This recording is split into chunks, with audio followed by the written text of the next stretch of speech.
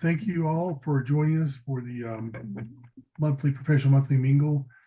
As you can tell, I am not Shonda Evans, but she is out traveling for us to a rural health group that meets nationwide with a bunch of other rural health coordinators and stuff like that, like the kind of job she does.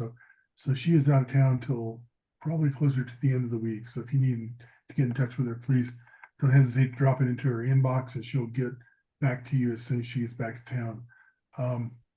Again, this is a monthly mingle. I just encourage you to invite your coworkers to this. It's not a closed group. We do enjoy having interactions between others in the hospitals and getting connected with the different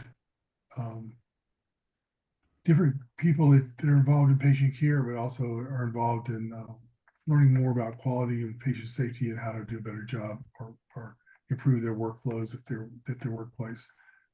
Just a heads up for the ship hospitals in Georgia, we are having a lean Six Sigma Yellow Belt program later in October, and registration is going to be opening up in the next day or two. I think tomorrow, actually, we send out the registration link for that. We are planning on doing this in what we call flights. The first flight is going to be people that meet in Atlanta at the GHA offices. We'll have kind of be targeting hospitals in North Georgia or north of I-20, that area, a group of hospitals, and we'll start them on a project to work on through that.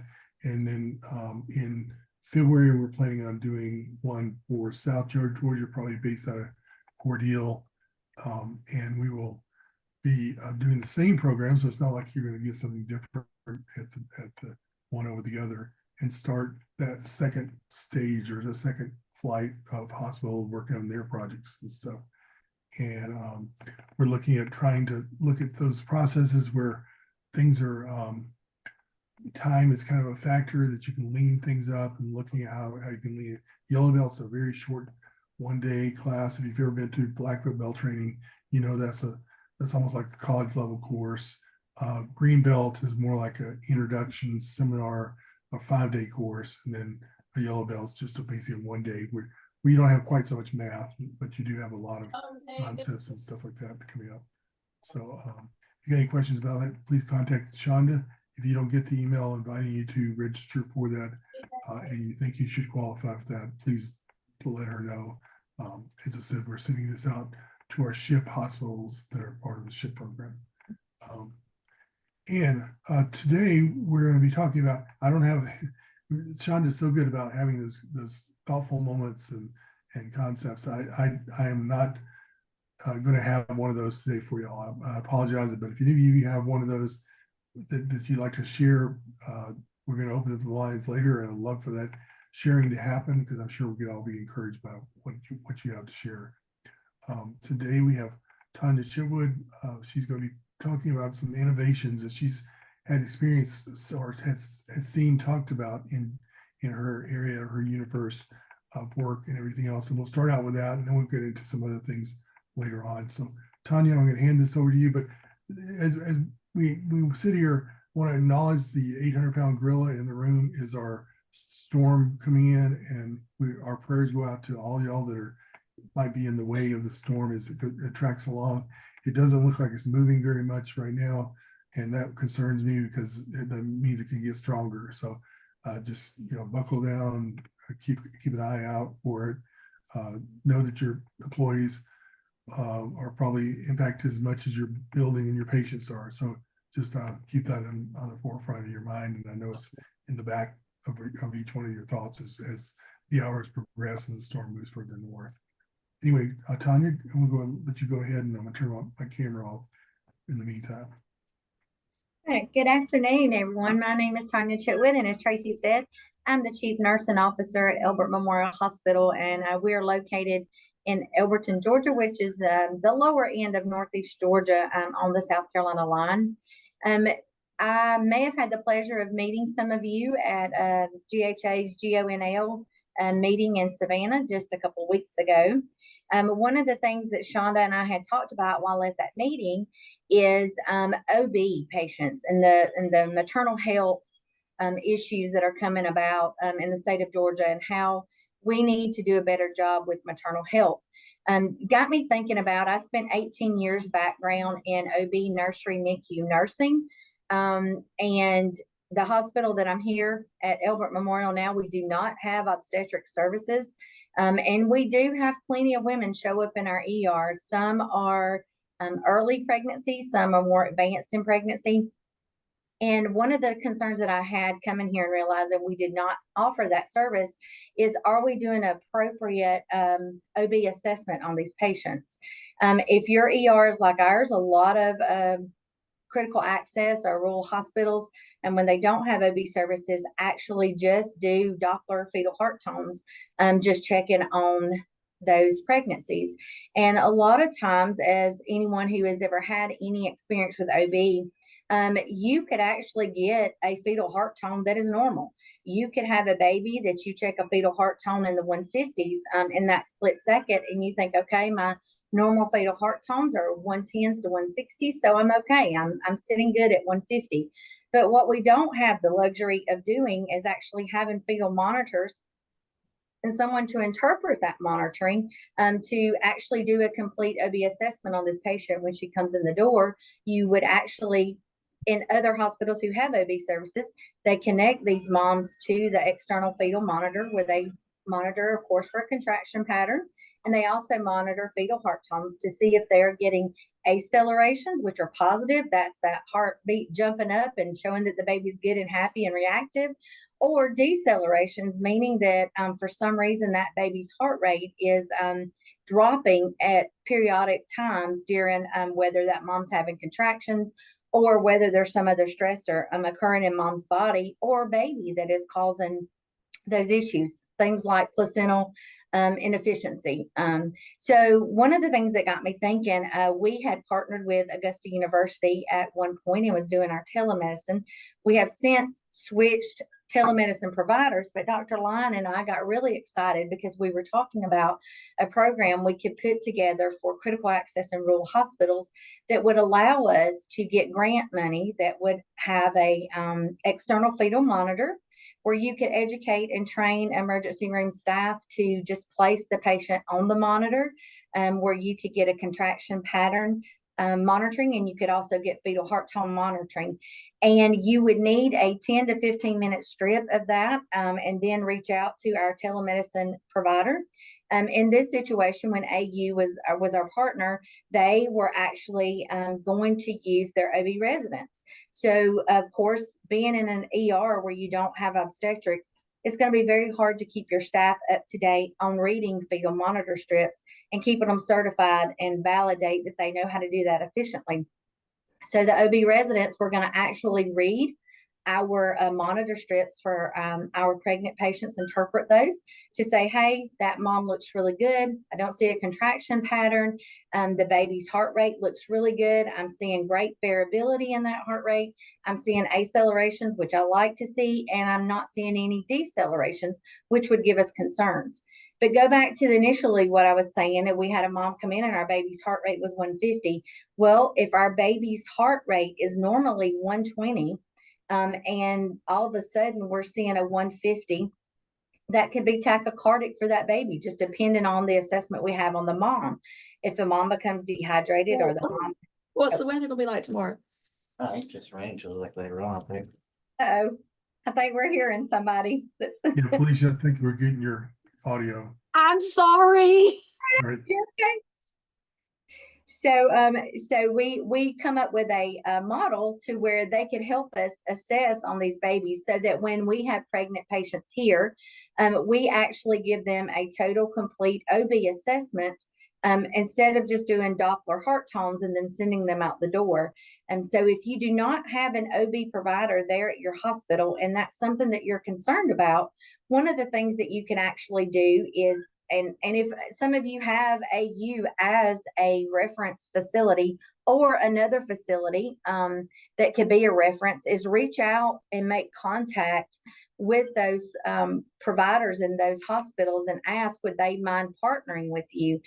Because one of the things that AU was going to do for us is read those fetal monitor strips and then tell us if we have a strip where they see a concern for the baby, then that would have been a way for us to get them transferred either to their OB provider or get them transferred for a higher level of care if they needed to go to AU, say they were extremely premature, and we saw some active labor. We did a cervical exam. The patient was dilating or thinning, something to that nature that we could give a little bit more of a picture of what's going on with the pregnant patient.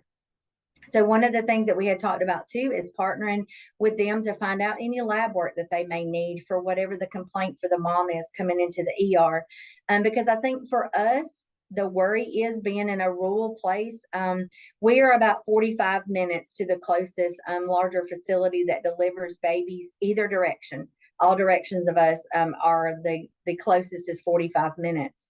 So that way we would have a clear assessment of that mom and of that fetal status. Instead of just doing fetal heart tones and sending mom out the door and saying, well, she's not complaining of cramping. But if any of you know, sometimes they don't necessarily have to be complaining of cramping for you to put them on a fetal monitor and see regular uterine contractions or contractions that are doing something to change their cervix. So one of the things we wanted to make sure is that in doing that complete fetal assessment, that we have a picture of not only the mom, but that the baby, the fetus that she's carrying. And if there was a concern there, that we have another hospital that we could reach out to and secure a transfer for that mom to get more of an assessment. And there has been research that has shown that a lot of times fetal heart tones are not the best indicator to determine fetal health and well-being. Of course, you've got to have a lot more to that picture. And if you have an OB facility there within your hospital, you're very lucky and also able to pull those resources for the knowledge of not only the physicians, but the nursing staff there that are able to help you. There are a lot of things that we can do, I believe, for maternal health in our small hospitals that do not offer OB. And I think the key to that is just making sure that we're reaching out to the facilities that are closest to us and making a plan. We're talking about the weather today. We all have an emergency management plan for our weather, but have we thought about having those same things when it comes to something like maternal health?